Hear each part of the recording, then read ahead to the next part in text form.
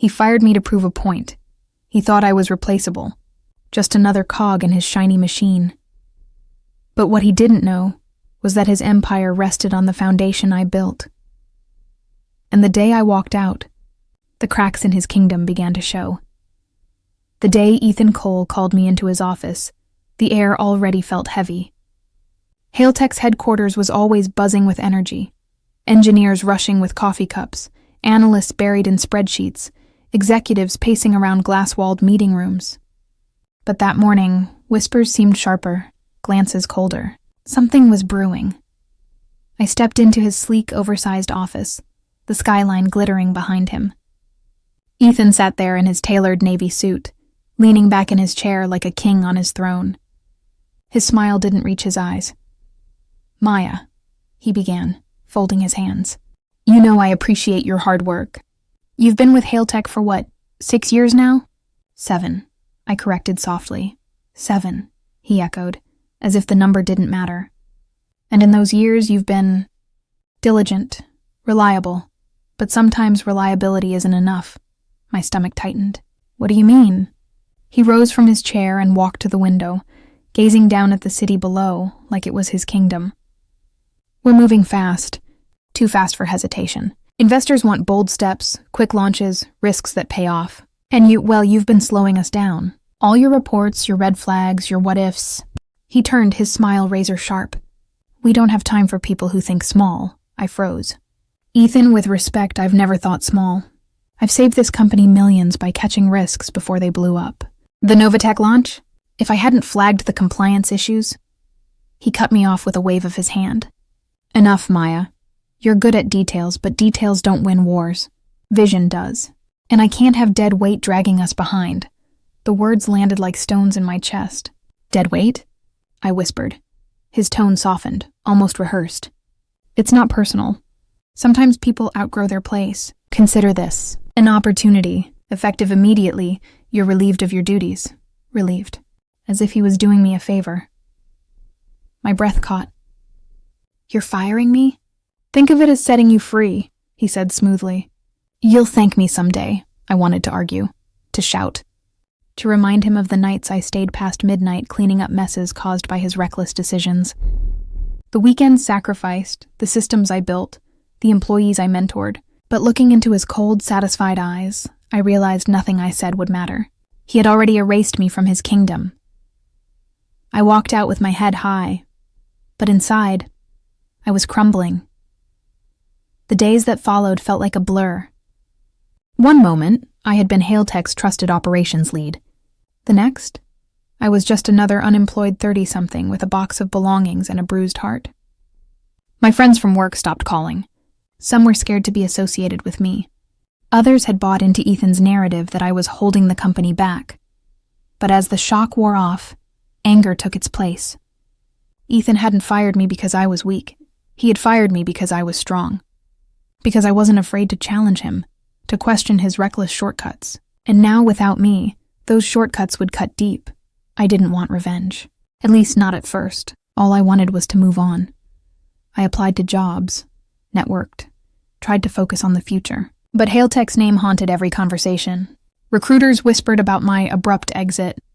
Other companies hesitated. My reputation had been smeared, quietly but effectively, by Ethan himself.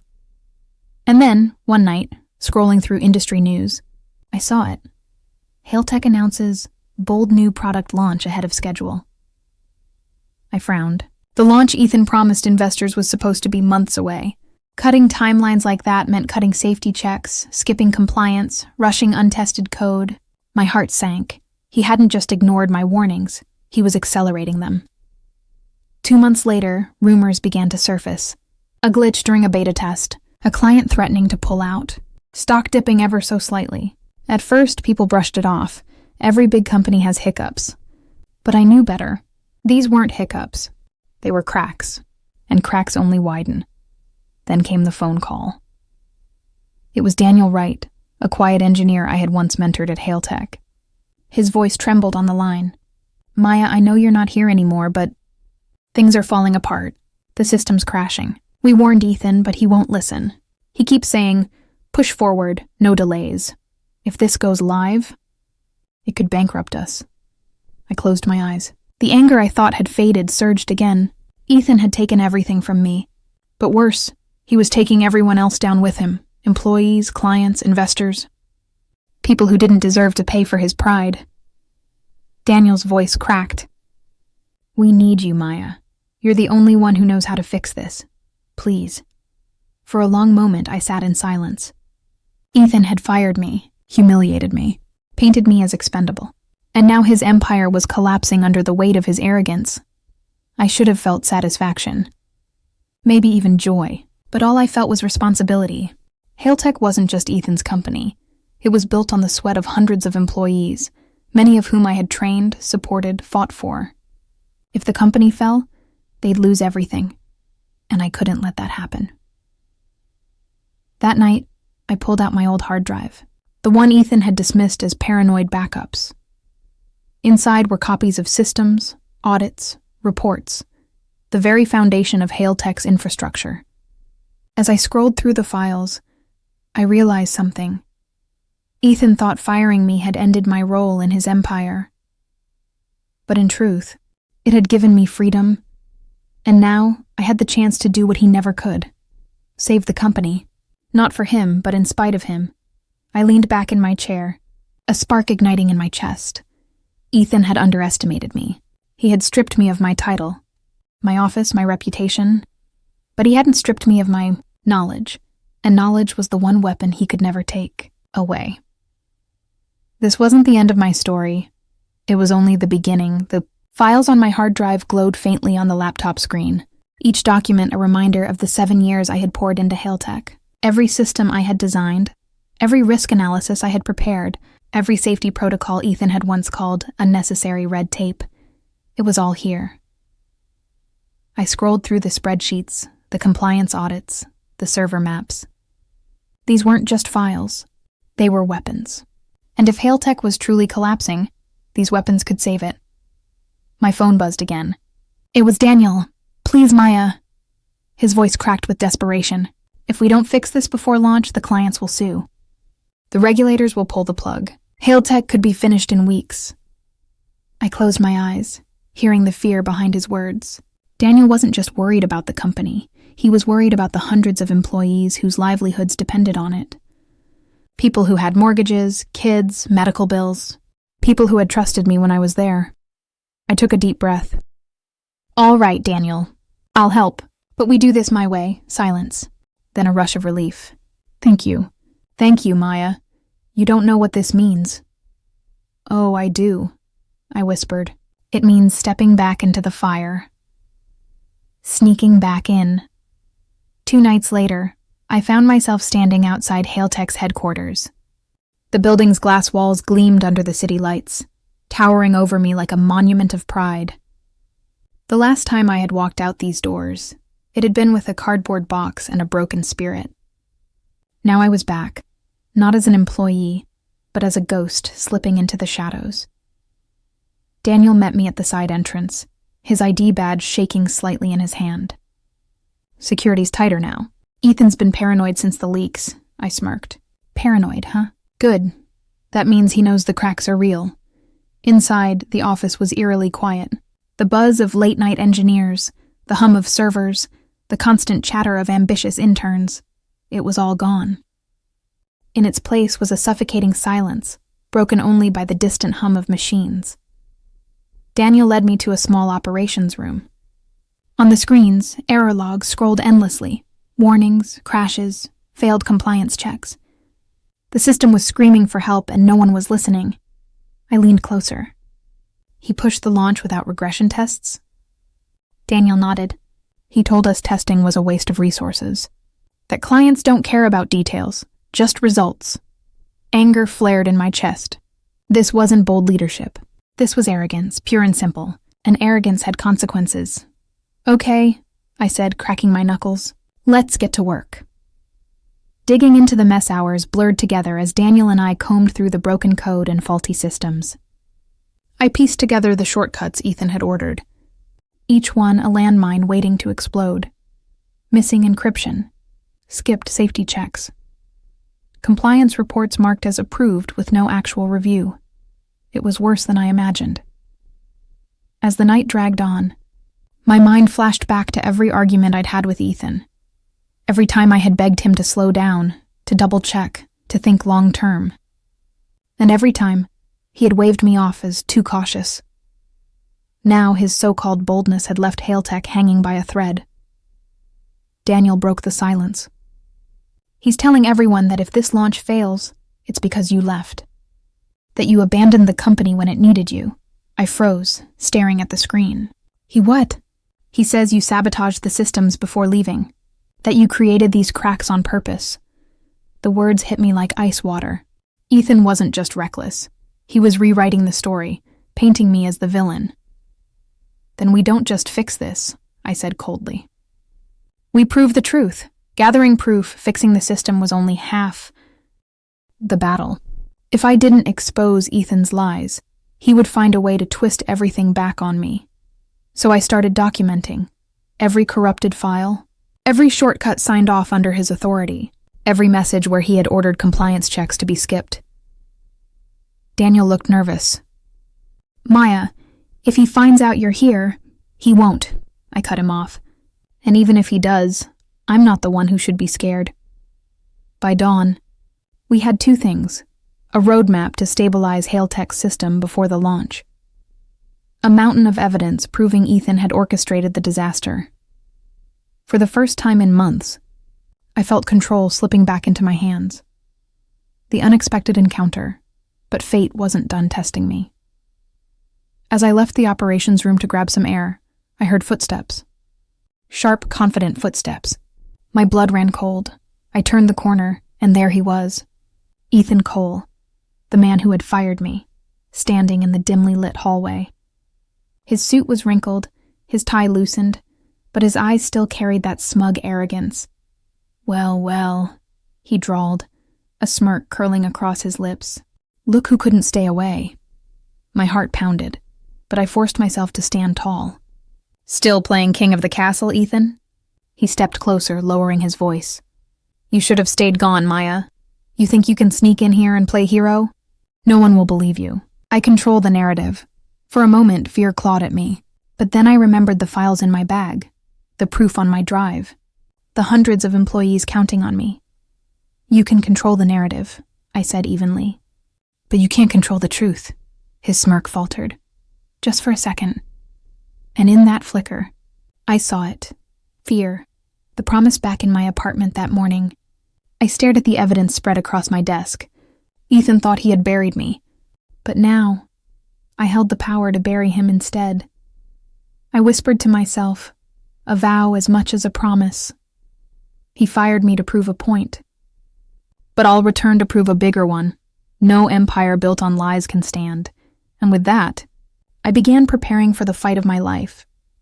The moment I walked out of Hailtech that night, Ethan's smirk kept replaying in my mind.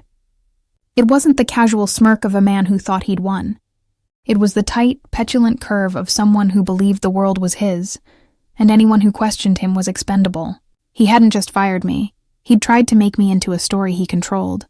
He'd painted me as the angry ex-employee who'd taken a wrecking ball to systems out of spite. The press had already warmed to the narrative. Perception, I'd learned long ago, was a currency as powerful as the logs and signatures I'd collected. If his story took hold, the facts wouldn't matter. So I did the one thing he hadn't accounted for. I did not react with noise. I moved like someone who had rehearsed silence until it became a weapon.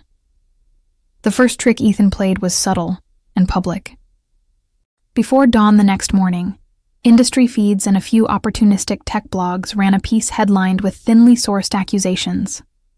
Former engineer sabotaged Hailtech. Sources say. The article cherry-picked anonymous quotes. She was bitter, vindictive, a risk, and tied them to the timing of the outages. Recruiters who had hinted at interviews the previous week vanished. People I'd mentored called me with worry in their voice. My phone filled with messages asking if I was okay, or if I'd done something I'd regret. That was the point of a smear. The uncertainty was its vector. I could have lashed out. I could have sent a breathless denial to every editor, begged friends to retweet, gone on offense with a fury fueled by indignation. Instead, I chose patience. I'd been in this room too many times to believe a shouted truth would outrun a slow, careful one. So I did what I'd always done at 2 a.m. when the system hiccuped. I documented. I pulled every log, every timestamp, every innocuous-looking approval that had Ethan's signature in the same way a forger signs a duplicate. I compiled emails where he'd suggested simplifying compliance, audio clips where he called engineers slow for asking for checks, screenshots showing him approving vendor payments with a single click. I made a map of his shortcuts and where they led. I needed more than files. I needed a voice nobody could accuse of being biased. That's how I found Rachel Price. Her byline had toppled an energy conglomerate and forced congressional oversight on a financial scandal 3 years before. She was relentless, precise, not given to dramatics. Meeting her felt like sitting with someone who could read DNA in a smear. I sent an encrypted note, attached a redacted packet, and asked for 30 minutes. She met me in a cafe with a small notepad and an unreadable expression. "I don't do revenge pieces," she said. "Show me something that's news, not catharsis." I slid a drive across the table and told her the story without dramatics. Signatures that aligned with known fraud patterns, approvals that bypassed checks, vendor addresses that led to empty offices, and a string of HR complaints that had been archived and ignored. I showed the timeline, how the so-called sabotage aligned with Ethan's hasty rollouts, and his fingerprints on cost-cutting measures that removed safety rails. She read, then looked up. "If what you have is real and you'll go on record, I'll run with it." Her voice was flat, but her eyes were the kind that promised trouble for anyone built on lies. "Don't go public yet. Let me vet," I agreed. The plan was surgical. Publish only when the net was tight. Inside Hailtech, the environment frayed in ways only insiders could see. Clients pinged account managers for explanations about lag, board members asked for emergency audits, and the CTO, who had promoted Ethan's vision, started showing micro-expressions of sweat at board meetings. Some colleagues quietly sent files, audit traces, copies of emails, offhand remarks saved in message histories. They wrote, "Not public, for you," or they sent encrypted torrents. I never asked names. I accepted breadcrumbs. A pattern was forming. The technical instability wasn't natural. It was manufactured to mask sloppy shortcuts, to hide cost-saving measures that had cut safety for speed. Ethan's retaliation escalated when he posted a warning on the company intranet. It read like an authoritarian's memo. "Anyone found to be in collusion with harmful actors will be disciplined. We are investigating malicious activity and cooperating with authorities." It was a threat dressed up as governance. The message was sent to every employee, and in the footer he'd inserted legalese about confidentiality and whistleblower penalties. The implication was clear. Contact her and you risk your job. I watched the company tremble as people deleted messages and stopped forwarding files. Fear is effective. Ethan counted on it. That night, Daniel, who had stayed because loyalty to truth mattered more to him than to PR, met me in the rack room. "He's going to weaponize the law," he said quietly. "Even a false inquiry could ruin you." I thought of the smear articles. I thought of the recruiters who had folded. I thought of all the little ways career lives can be strangled. But the alternative, letting a liar rewrite the facts, was worse. We worked until the lights buzzed, till the rack LEDs seemed to blink with the rhythm of our pulse. We organized the files into airtight bundles, audit trails with checksum verification, emails with SPF headers proving sender authenticity, vendor invoices matched to actual bank records. We created a narrative that wouldn't bend to PR spin, step-by-step cause and effect, traced to Ethan's directives. 2 nights before Rachel's piece was scheduled to go live, the server room door burst open. Ethan strode in, breathless, his posture all sharp angles. "You can't stop what I started," he spat. Daniel and I didn't flinch. I fixed him with a calm I had practiced in the mirror while drafting legal statements. "You tried to erase me by firing me," I said. "What you didn't consider is that I had a longer memory than your publicist."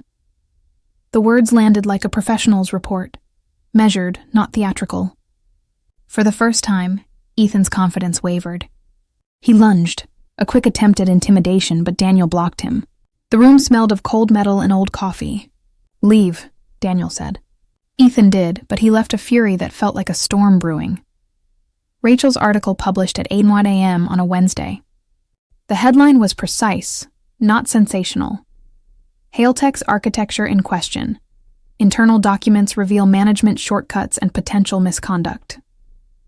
The piece laid out the timelines, quoted multiple internal sources, and included verified documents supporting the claims. It didn't scream my name on the front page. It delivered evidence. The reaction was immediate. 2 major investors put fundraising on hold. An external auditor was retained by the board within hours. The company stock dipped and then tanked as institutional investors withdrew or demanded emergency briefings. And Ethan? He tried to issue denials, to call the article biased, but the documents in hand were not anonymous whispers. They bore headers, database checksums, and timestamps that third-party auditors confirmed independently. When the board convened, panic replaced arrogance. Ethan tried to command the room with the same bravado he used for glossy decks, but his arguments thinly masked desperation. "We move fast," he pleaded. "We innovate." That was always his line. Innovation with the undertone that checks were for people who lacked vision. The auditors presented their preliminary findings, and the CEO, who had so often looked like a bystander, sat up straighter, eyes cold. The irony was sharp. A leader elected on charisma now needed a ledger to breathe.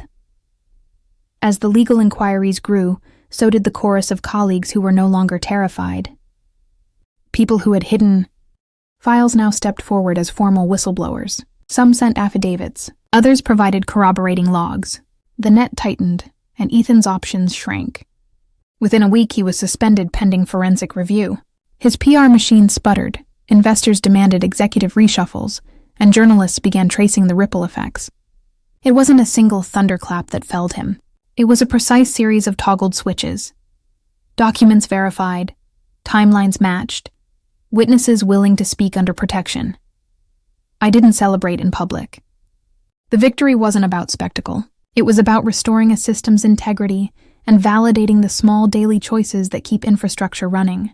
I met Rachel once more, offered her a simple, grateful nod. "You did what you said," I told her. "You put truth in a place it could be seen." She smiled, a rare, tired thing. "You did the work," she said. "I just amplified it." Daniel returned to his terminal and resumed the slow, necessary work of stabilizing systems. People who had been pushed to corners stood up straighter. The company didn't heal overnight. Systems take time to rebuild. Trust slower, but the rot had been exposed, and that made remediation possible. There were consequences for me. Legal filings, nasty rebuttals rooted in cowardice and projection. A week of sleeplessness as lawyers sifted through public records. But there was also something else. Colleagues who, in private messages, said they'd been waiting for someone to stand so the company could follow. That is often the most underestimated thing. How much people need permission to act. I had given it by refusing to be consumed by noise and instead letting evidence speak when Ethan finally left, forced. Out by the board and facing civil investigations, he tried in his last interview to call me a disgruntled employee. No one listened. The record spoke for itself. Months later, a regulatory notice required Hailtech to implement governance changes, and I was asked to consult on a new compliance framework. I declined. My point had been made. I'd never wanted the corner office. I wanted work that mattered and systems that honored the people who kept them running. After the dust settled, I took a long walk through a neighborhood that felt newly available to breathe. I had been weaponized by circumstances, threatened, smeared, but the weapon I'd forged was patience paired with proof. The battle had been long and ugly in places, but the outcome wasn't only about punishment. It was a restoration, small and precise, of standards that any engineer would understand. Failure modes must be visible, and when they're fixed properly, the platform is stronger. I understood now, with a clarity that steadied me, that truth is a code base you maintain. It must be tested, peer-reviewed, and backed up in multiple places. And when you suspect someone has been rewriting history, you gather the patches and you publish. The world will decide, but documentation never lies. The storm had already begun the night Rachel's article went live, but what followed in the days after was nothing short of an earthquake for Hailtech. By the time the sun rose the next morning, the company was in free fall. News anchors repeated Rachel's words across every channel. Financial blogs tore apart the evidence with detailed analysis. And investors who once hailed Ethan as a visionary now treated him like a liability. Inside the company, panic spread like fire through dry grass. Employees whispered in hallways, emails flew back and forth with subject lines marked urgent, and the board scrambled to contain the chaos. Ethan's carefully crafted image as a bold, charming leader had shattered, leaving behind nothing but the stench of his shortcuts and lies. For me, it was surreal. Only weeks before, I had been branded as the saboteur, the disgruntled employee bent on revenge. Now people were calling me brave. Messages flooded my inbox from colleagues, some apologizing for not supporting me sooner, others thanking me for standing up when no one else dared. But with every supportive message came another wave of anxiety. Ethan wasn't the type of man to go down quietly. The first sign of his desperation came through a statement he released to the press. Standing at a podium, flanked by 2 PR managers, Ethan tried to spin the story one last time. "These allegations are exaggerated," he declared, his tone trembling just enough to betray his fear. "We move fast, we innovate. Some mistakes may have been made, but sabotage from within our ranks played a much larger role." His eyes burned with that same arrogance I had seen so many times before, but the world wasn't buying it anymore. Reporters pressed him with questions he couldn't answer. Investors walked away. The board moved quickly after that. They called an emergency meeting, this time without Ethan. Instead, they summoned me. Walking back into that boardroom was like stepping onto a battlefield I never wanted, but had no choice but to fight on. The room smelled faintly of coffee and stress. Around the table sat people who once turned a blind eye to Ethan's excesses, now looking at me as if I held the key to the company's survival. One director leaned forward. "Claire, if you had all this evidence, why didn't you come to us sooner?" I took a deep breath, steadying my voice. "I tried.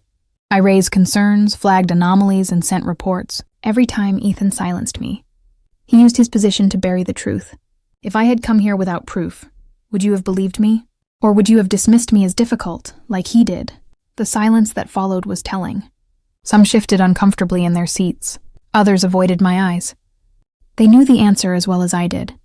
Over the next hours, I walked them through everything, step by step, file by file.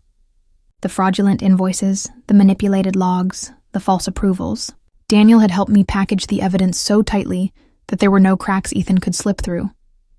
Each piece of data connected to another, like links in a chain, pulling his empire of lies tighter until it strangled itself. By the end of the presentation, the board looked pale. They had no choice but to act.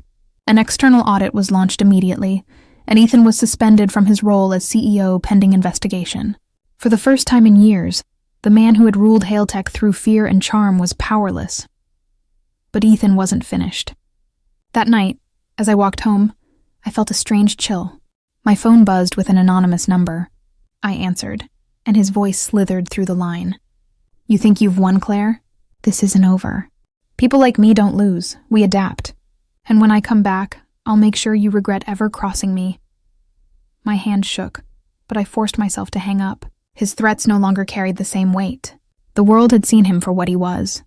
Still, his words lingered in the shadows of my mind, a reminder that corruption doesn't vanish overnight. The following weeks were chaos. News outlets published more revelations as Rachel dug deeper. Every day, another layer of Ethan's fraud surfaced. Shell companies in distant countries, hidden accounts, manipulated contracts. Regulators stepped in.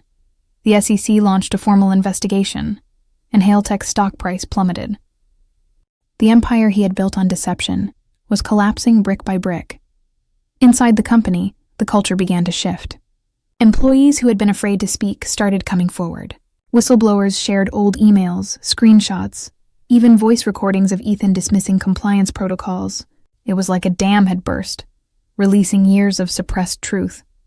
For me, the most unexpected moment came when a junior analyst stopped me in the hallway. Her eyes shimmered with tears as she said, "I thought about quitting so many times because of how things were. But watching you stand up, it gave me courage. Thank you." That's when it hit me. This was never just about Ethan or me. It was about every single person who had ever been silenced by fear. My fight had become their fight, and my victory was proof that truth could still win. When the board finally announced Ethan's permanent removal as CEO, there was no applause, no celebration. Just a quiet sense of relief, like a poisoned weight had been lifted off the company's shoulders. Ethan disappeared from the public eye soon after, facing lawsuits and investigations that promised to drag on for years. As for me, I didn't ask for a promotion or a spotlight. I didn't want to replace him, to sit in the chair he once occupied. All I wanted was peace, and to know that the truth had been restored. I returned to my work, rebuilding systems, mentoring younger staff, and ensuring the culture that allowed Ethan to thrive could never rise again. Looking back, the journey felt surreal. I had been framed, humiliated, and nearly destroyed.